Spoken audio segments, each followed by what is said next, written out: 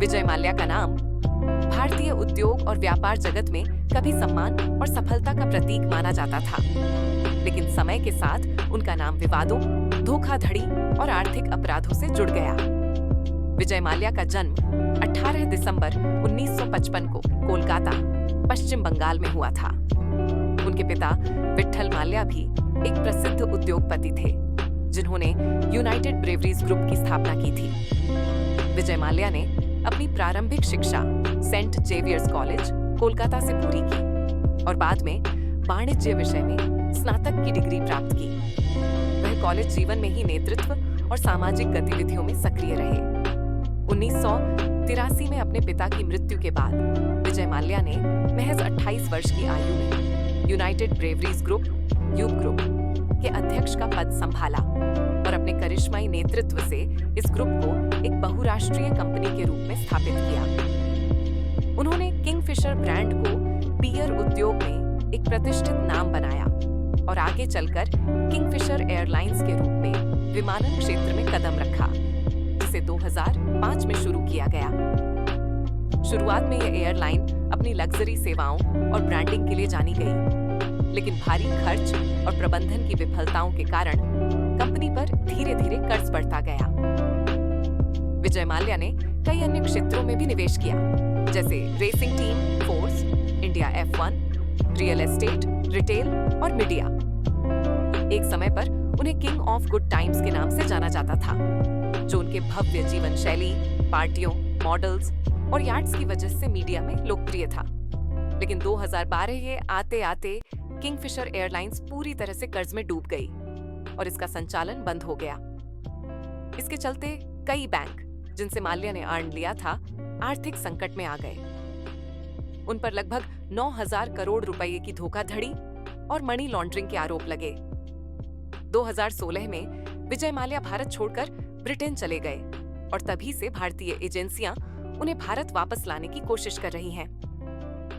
प्रवर्तन निदेशालय, ईडी और केंद्रीय अन्वेषण ब्यूरो सीबीआई द्वारा उनके खिलाफ कई मामले दर्ज किए गए और उन्हें भगोड़ा आर्थिक अपराधी घोषित किया गया। ब्रिटेन की अदालतों में उनके प्रत्यर्पण की कार्यवाही कई सालों तक चली और 2018 में ब्रिटिश अदालत ने उनके भारत प्रत्यर्पण की अनुमति दे दी, लेकिन कानूनी पेचीदगियों के कारण अब तक उन्हें भारत नहीं लाया जा सका है।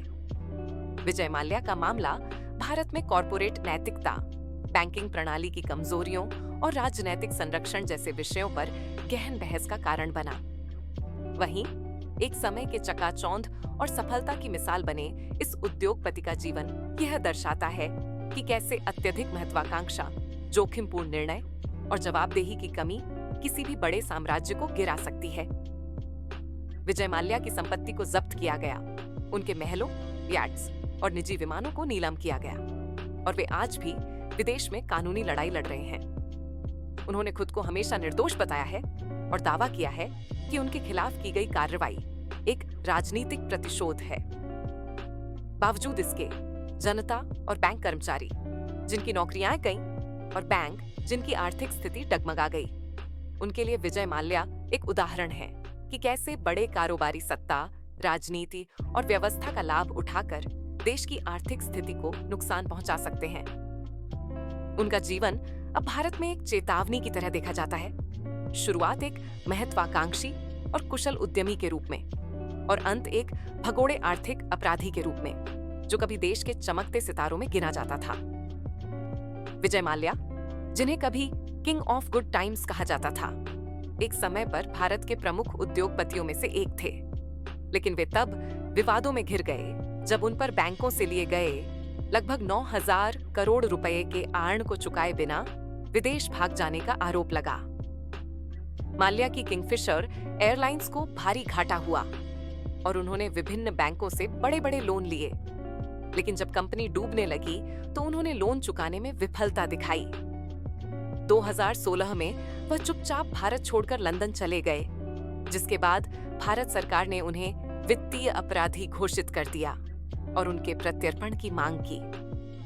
ब्रिटेन की अदालतों में लंबी कानूनी प्रक्रिया के बाद भी माल्या ने खुद को निर्दोष बताते हुए दावा किया कि उनके खिलाफ मामले राजनीति से प्रेरित हैं उनकी संपत्तियों को भारत में जब्त किया गया और उन्हें भगोड़ा आर्थिक अपराधी घोषित कर दिया गया, जिससे विजय माल्या का नाम भारतीय कॉरपोरेट इतिहास में सबसे विवादास्पद शख्सियतों में शामिल हो गया।